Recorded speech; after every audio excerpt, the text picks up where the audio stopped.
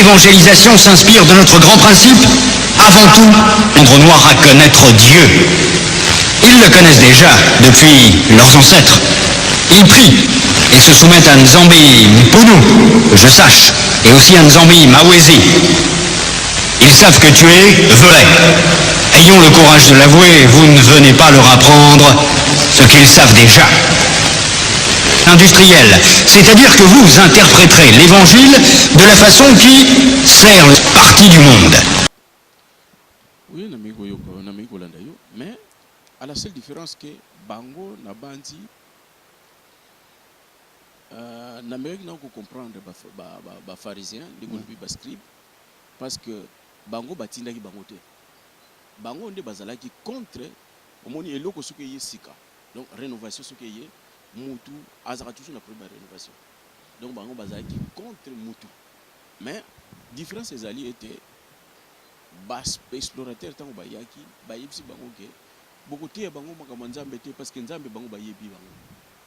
Bino beaucoup utiliser liloba oyo yo pour convaincre Bango.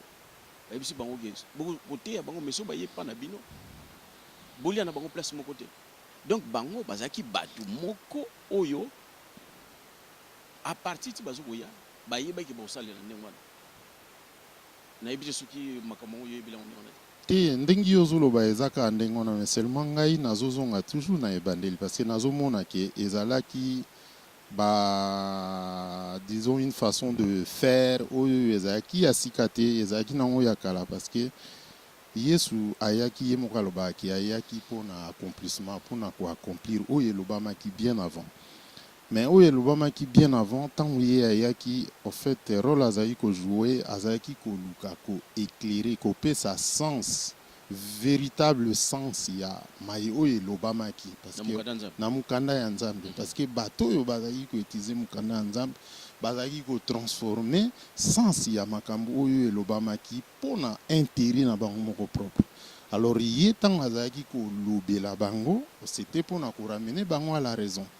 Et yango et salaki que comme bazaki d'accord te ba se comportaki ndenge ba se comportaki vis-à-vis na ye.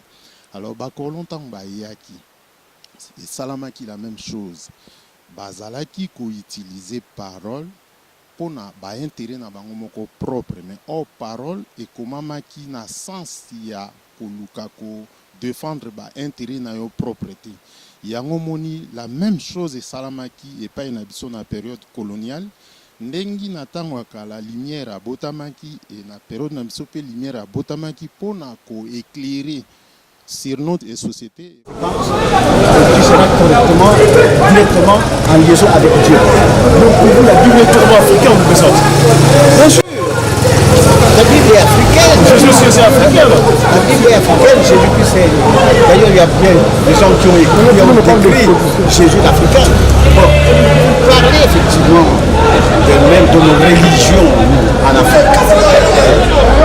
Bon, si on a adhéré à des religions étrangères, comme la religion catholique, la religion protestante, c'était uniquement parce que les vainqueurs nous ont vaincus par la colonisation, donc ils ont imposé ce genre de religion. Mais nous, on avait des avatars noirs. On avait on peut dire des grands initiés qui étaient avec Dieu, des noirs, qui ont directement et qui ont fait les mêmes miracles que les Européens ont décrits. Comme du un exemple. Il y en a beaucoup, on peut pas les citer comme ça, et puis ouais. Il y en a beaucoup, par exemple, au Congo démocratique, qui représente, d'après même les anciennes écritures, disent que le Congo démocratique, c'est la nouvelle Jérusalem. Une nouvelle Jérusalem. Non, mais ça c'était effectivement des avatars qui étaient en direct avec Dieu. C'est donc un banco, tout ça.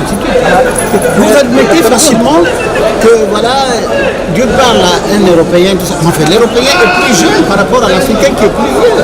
Pourquoi? Parce que l'Afrique, c'est, je viens de le dire, l'Afrique c'est le berceau de l'humanité. C'est ça. La créature, bien sûr.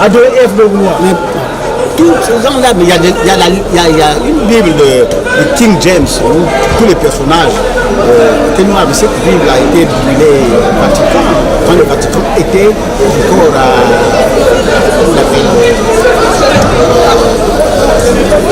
Avignon, on a cité le pape. C'est pour ça d'ailleurs qu'on dit que la France, c'est la fille de l'Église. Oui, bon, parce que d'autres paramètres peut-être qui nous échappent. Mais franchement, si l'Africain restait beaucoup plus religieux que le reste du monde, c'est parce qu'il était forcément à l'origine en contact avec des états de conscience supérieure, ce qu'on appelle communément Dieu, tout ça, et ainsi de suite. D'accord. Ok. En tout cas, merci. Donc, il confirme que la Bible est africaine. Donc, vous continuez de confirmer la Bible est africaine. Mais bien sûr, c'est les traductions qui ont changé, qui ont pris d'autres,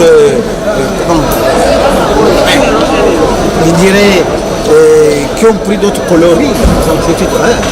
De traduction, mais sinon à l'origine la Bible est africaine. D'accord, merci. C'est parce que le mot Bible, tout ça, c'est tout bon, mais c'est européen, Bible, enfin c'est français. Non, la Bible c'est la parole projetée, puisque Moïse lui-même. Vous savez, si Moïse n'était pas noir, vous pouvez penser à ça déjà maintenant là, pour se marier.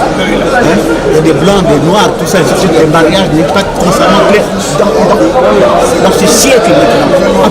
Pour raison bien avant, pourquoi Myriam, la sœur de Moïse, et Aaron ont comploté contre Moïse parce qu'il avait pris une femme noire, une femme éthiopienne, une femme couchite, nombre 12. Vous dites, ça, parce qu'effectivement lui-même Moïse était noir. Vous allez marier l'étranger, non, pas du tout. Voilà. Non, mais ça c'est parce que les gens ne veulent pas comprendre ça, c'est pas nous. Voilà pourquoi ils ont changé. Il a bien fait de poser la question. Ça, c'est vrai. Sinon, on a des références qui disent que je suis noir, fille de Jérusalem, et je suis. Enfin, quand même. Continue. Bien sûr. Il y a des petites choses où même. C'est qui parle. Ok. Bon, en tout cas, pour le moment, maman, on dit que il y a un kitoko, ah, c'est trop difficile parce que nous Lingala, c'est à cause de Taboulé, Rochero, qui est quand il chantait en Lingala, c'était une grande poésie avec les calais. Voilà pourquoi on s'est efforcé un tout petit peu de comprendre le Lingala, tout ça, mais le parler aussi facilement, c'est très difficile, mais on le comprend. Mais notre accent n'est pas. Une question, maman, que pensez-vous de ce passement du monde? D'ailleurs, savez-vous de passement du monde? Oui, le passement du monde est dans la pérennité, dans la continuité. Comme je disais que Josué était dans la continuité de Moïse. C'est nous qui manquons, attention.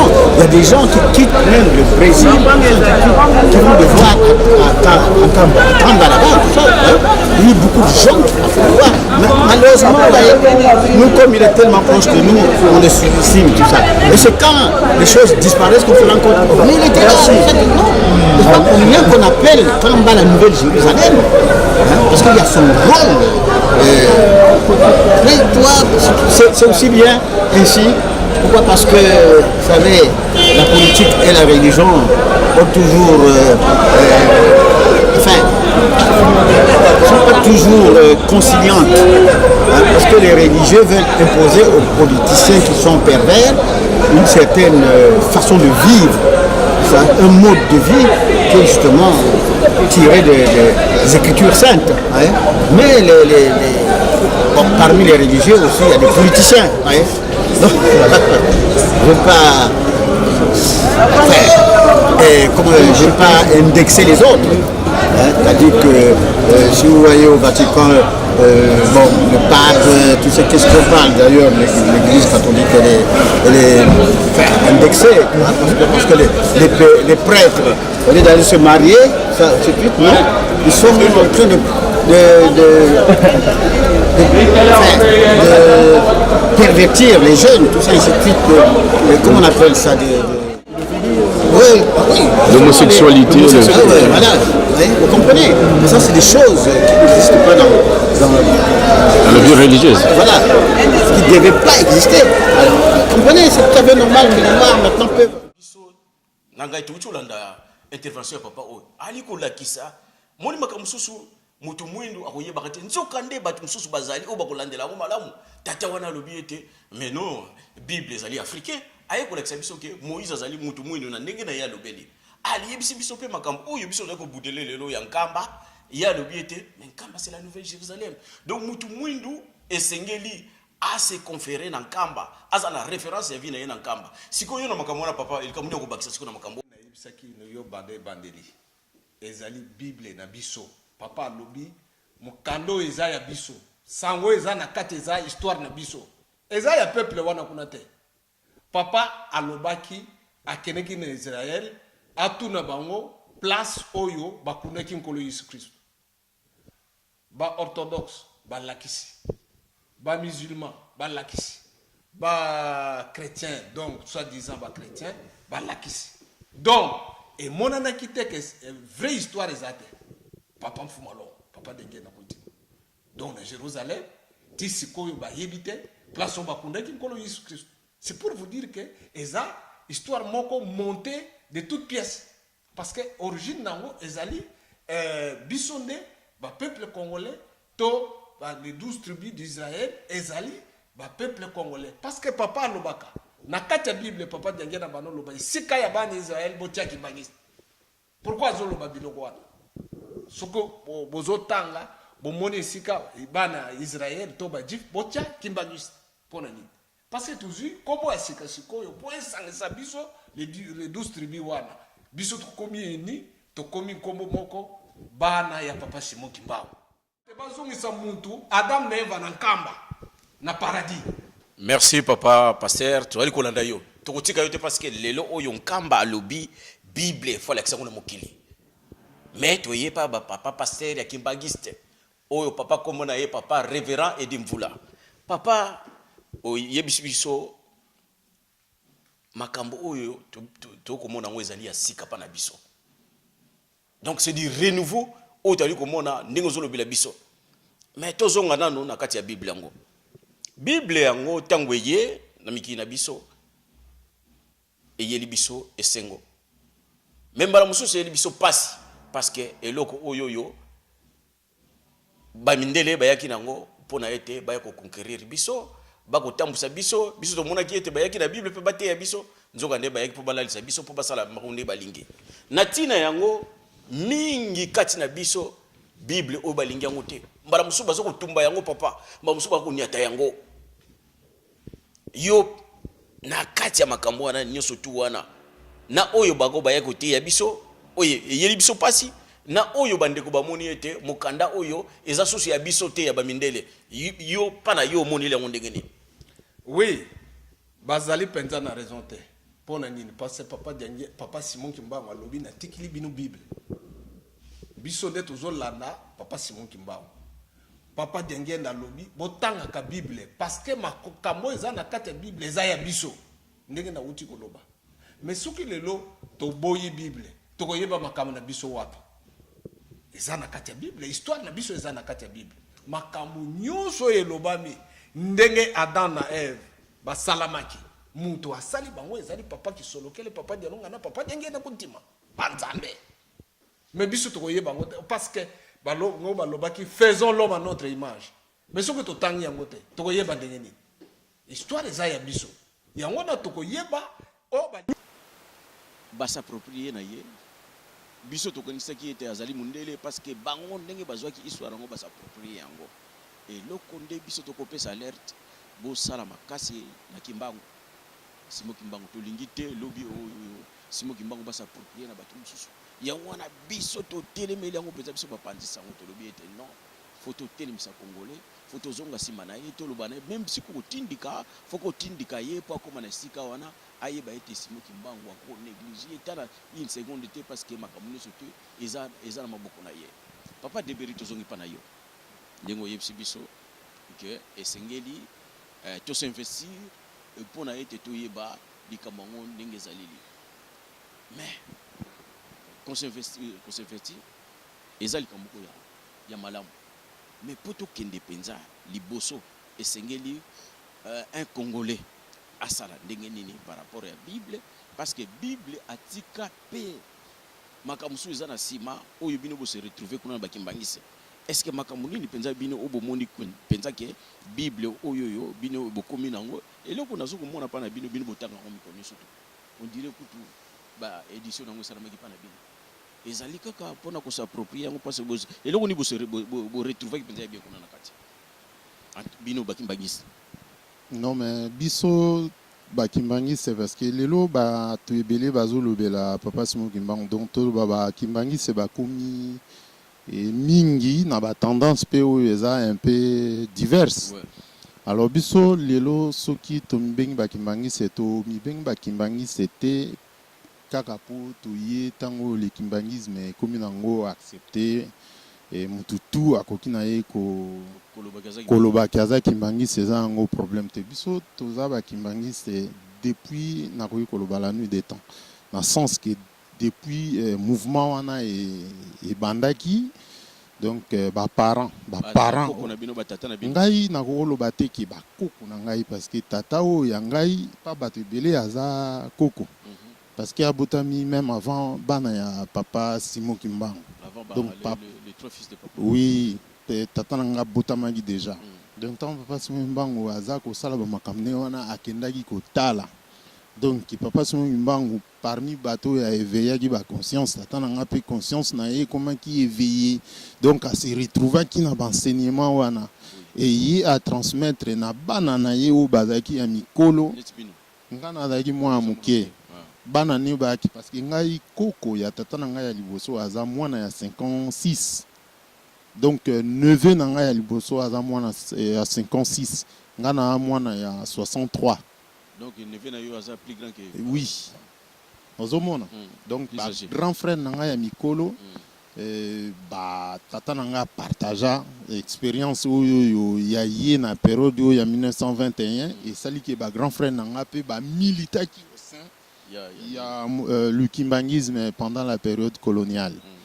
Donc du coup, bah, transmettre biso expérience na bango. Donc toza ba kimbangiste vraiment depuis la période où yo résistance ezalaki. Nous omona. Donc toyebi le kimbangisme eza mouvement moko et prendre racine nango na église chrétienne protestante. Nous omona. Donc ba père na biso oyo bayaki ko sala l'humanisme oyo tout yaro comment qui reconnu comme mouvement religieux ba utaki na église protestante ba msusu ba utaki na église catholique ba msusu ba ki ba salitiste. Donc na ba enseignement kaka oyo chrétienne ba bandai ko zwa donc ba comprendre ki peke ba missionnaire bango moko bazaki ko respecter l'enseignement wana te et bongo bango skoyo ba se souleva qui pas d'une façon ya ko bunda bitumba to ya ko boma batu non ba se souleva qui na sens ya ko luka skoyo ko pratiquer vraiment et puis ya ko dénoncer ma be oyo bazaki komona alors biso tanto toye okuta le kimbangisme eza mouvement moko chrétienne oyo bazaki ko utiliser Bible. Et puis manifestation ya puissance oyo ndengi totanga na kati ya Bible et c'est manifesta qui pe na période wana na bae banso o balandaki papa Simon Kimbangu. Donc tomona contradiction te na manifestation na makambo ezalaki écrit. Donc makambo ezalaki écrit soki ba missionnaire ba kokaka ko appliquer yango te puis makambo ezalaki na ka puissance oyo ezalaki na kati ya Bible soki ekokai ko se manifester auprès ya ba missionnaire te na bato balandaki papa Simon Kimbangu puissance wana se manifestaki de la même sorte kolongola te ko bakisa te ndenge ezalaki na période ankolo Yesu na ndenge ezalaki na période ya papa Simon Kimbangu donc kolongola te ko bakisa te tokoki kutu koloba ke makambo misusu oyo emonanaka ntango mosusu ke na période ankolo Yesu soki totangi Bible makambo yango emonanaki te. Donc du coup Bible biso tozala jamais na problème vis-à-vis na même batata na biso bazala jamais na problème na Bible Mais seulement aujourd'hui, tout le monde a battu bazalakate na période douana, ba yebite réalité ya période douana, bazali ko sala ndinka katolobaka neti non bazoko s'en foutait, bazako luka ko falsifier, ils a vraiment falsification parce que histoire, il faut que loba histoire ndenge ça elekela ki mais soki bolingo bandasko ko modifier histoire bobani ko kota siko na mensonge. Papa de Berry a yebisi biso ke histoire ekomiko ko koma balingi to salango histoire ya mwana to pesa bino alerte likamwana to lingi yango te kolanda bino tina bandako même si ozali soki na bac plus 60 to kolandela yo na ndako to loba na yo ete likambo oyo yo eza likambo emonani na tango oyo yo et ali ko monana eza na ils ont un champ d'expérience batu oyo baza nanu fraîchement na connaissance en bazali donc lelo oyo boko constater yangwana to ye pa batu oyo to moni ete bango ba yebi likambo ngo ndenge ya solo ba mekana kozongisa ngo na esika parce que objectif na biso était ndenge balobi na Bible mon peuple périt par manque de connaissance. Biso to lingi to koma na point wana te meto zongela nde to zomayeli na batu oyo balika ki liboso. Parce que lobi papa de Berry ba yebisi biso ete Kimbangu yetanga zalaki wana alobila yutu ngomba Yesu te. Parmi makambo tozo ko déplorer yango wana est-ce que na yebite mu batu bazolo bandengo wana balobi na biso Kimbangu alobela ki Yesu te azaki na contact na Yesu te donc c'est contradictoire par rapport à makambo yo lobela biso papa de Berry. Oui, c'est contradictoire parce que ngana o loba vérité bango bazo kosa parce que bango makambo o bazo loba bango ba source na bango eza wapi parce que moni biso nga personnellement na botamaki te tango 1921 mais papa oyanga yazalaki papa oyanga mukobaya okanga papa Simoki Mbangu na Nkamba azalaki présent ainsi comme kamwana elekilaki amonaki na misune donc aza témoin ezaka ka exemple et puis zoneti mama Mikala batata Johnny to mona ibango baumela ita après bakufaki mais mama Mikala akufi biso to stoboti bana mama Mikala kangamaki na papa Simoki Mbangu azalaki na âge à 12 ans. Bate belé coup tout temps bazol ba makamona baza après même ya ko discréditer maman Mikala comme si na 12 ans kokaki ko zala capable était ya comprendre o ba maman Mikala ba sala ki baza ki investi na pouvoir à Saint-Esprit donc ba yebi nkolo oyo bango baza ki ko salela ozomona mais bango baza après même ya ko loba na place ba maman Mikala mais quelle audace maman Mikala ti bazongi na ba source msusu kutoto yebitangu lingomba esalamaki bango comme bakangamaka ba protestant ezalaki na bango pasi po bandima likambo oyo ya lingomba parce que bango bakangamaki ba protestant mais après bayaki ko comprendre qu'en fait lingomba soki esalamaki ezate po biso tolingai to sa lingomba parce que au fait les catholicisme maintenant le protestantisme donc tout le baba protestant na catholique ne bango mutu bazaki à la base même ya création lingomba parce que rejet ezalaki ozomona ba réprimaki ba persécutaki et c'est comme ça que biso to se retrouver en bloc pour na faire face na réalité o bazaki ko imposer biso donc ba mama Mikala ba kufi na kati ya lingomba et puis tant bazali ko sambela même ceux qui ba image ezali na sur le net même tant grand marabout ayaki ma Mikala sala di prière je crois ya ouverture ya programme tant azoko sala appel na Nzambe tata Nzambe nkolo Yesu tata Simon Kimba donc soko landiango komona ndingi azali ko sambela e bango mutu bazaki à la base e bango mutu bazaki neti ba apôtre ya première ère alors bango nem bakolo bila biso ndingi histoire ezalaki parce que bango ba vivaki yango mais oyo bazalaki te il faut vraiment baza na kilo po ba na osala makambo bazo sala wana batata ba mama boza na kilo pona bosala makambo wana yango wana to ko recommander kabino tango surtout si vous voulez faire vos recherches c'est vrai que c'est pas facile de le faire mais on a un socle. On a une source et si ka oyo bino boali ko kende boko ko kende botuna mituna na bino botala bandeko oyo ba uti kuna ba mindele Les ambassadeurs, qu'est-ce qu'ils font? On a Lucas source qui m'a dit c'est à Kenankamba, à Yébani surtout. Donc, au lieu de papotaka, aux anaposés de Kamunayo, Simo Kimbango, au longolier, ma colonna mutu, tozoko zonga ndesima. Et sengeli likamwana, tolande langon de Gezaleli, pour garder forme nango. Forme originelle de façon que lobby énergie na biso ezalate et que côté mususu c'est comme éparpillé parce que eza canalisé te comme mango côté mususu ya wana beat ya Nkamba centre de l'univers ezali été tozonga na nzela batata ba mama Mikala Yende ndenge papa Debere otolo bango Yende tolanda libondeli na ye parce que ye na âge de 12 ans abandaki déjà Kosala, ou babenga kaba potre, ba disciple, Yende azalaki katina yango. Tolanda ye. Année de persécution et qui sera suivi par le discours du grand marabout et la décoration de son éminence Vendéenne.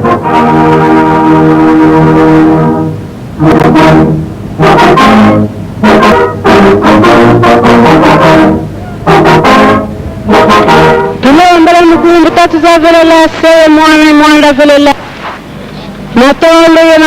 matondo diaka kuna kwa nini wa matondo munu kiaki entango yange tasi muni kimbangu yilungidi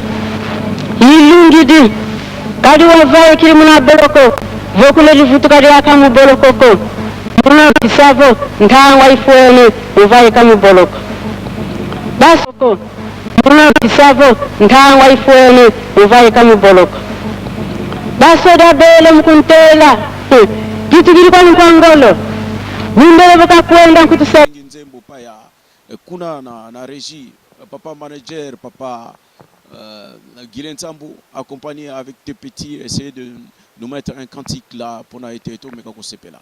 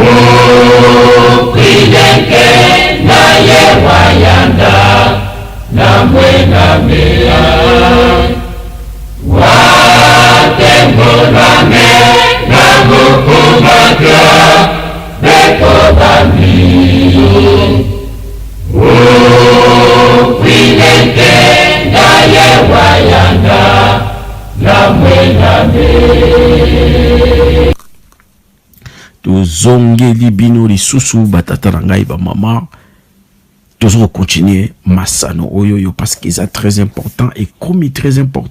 Donc papa pasteur ce que tu comprendre bien Bible pas na bino ezali kaka po ezongisa mutu na nzela bomona na bino sulika mususu kuna na katite ezongisa mutu na nzela donc bino pas na bino pe na église na bino révélation moko eza na ngote par rapport à Bible. Non, révélation eza belé na kati.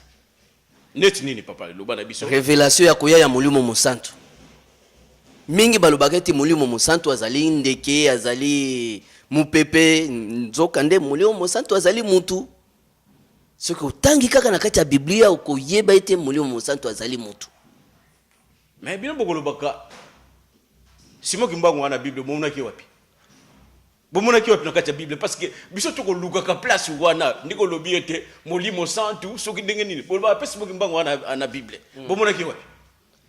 Mais à partir de maloba nkolo na biso Yesu Kristo soki otangi na Jean chapitre 14 chapitre 16 chapitre 18 kuna nyonso okomona maloba nkolo na biso Yesu Kristo azali koloba ete molimo mosantu akoya akovanda na bino akolia na bino akolakisa bino makambo oyo boyebi te. Mais molimo mosantu wana na biso loposo mwindu tomoni ete tango tata Simon Kimbangu aye abotami akoli asali misala miaye tomoni ete ya solo molimo mosantu wana ye oyo Bishombongo oba ikuluka bitumba balanda bitumba me biso posana biso ali mutu mwendo azwa nanu base spirituelle ou ko permettre ye ete akokozala spirituellement bien formé pour te se libérer quel que soit l'espace où azali espace où biso ko dominer na ba espace où biso to yebité mais titango za la base spirituelle tu seras toujours protégé. C'est ça à la base de cet enseignement pour que nous soyons habiles. Tous en aba obabengaka na norme ya lelo oyoyo parce que lelo oyoyo et le sengeli mutaza anango citoyen congolais aujourd'hui reprise spirituelle mbote esika ya mama Marina biso to bosa na été parce que yemta banda basolo bandakala mama Marina biso mama Sophia ndilu mama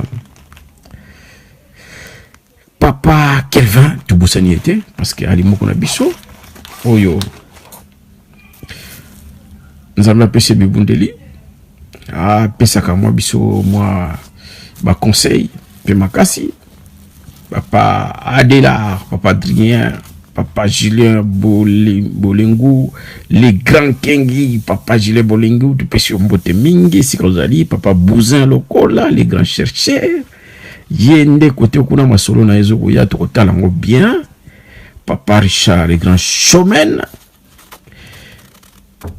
bande konyoso to oyo to bosani te nde to tombeli ba nyonso to bazaki pembe na biso papa papio makese imtaaki na biso na kamera asali musala na ye e papa Louvo Mutoko Junior papa Nsambo Guilain biso bosana batu te le biso bosala ki 1 minute para biso to reconnaître yo. Donc voilà, Moussa Tozarango, tu peux savoir beaucoup mingi, les baninga baliko sala, pote tozonga susimate parce que le kotika biso sima mbala biso bozui.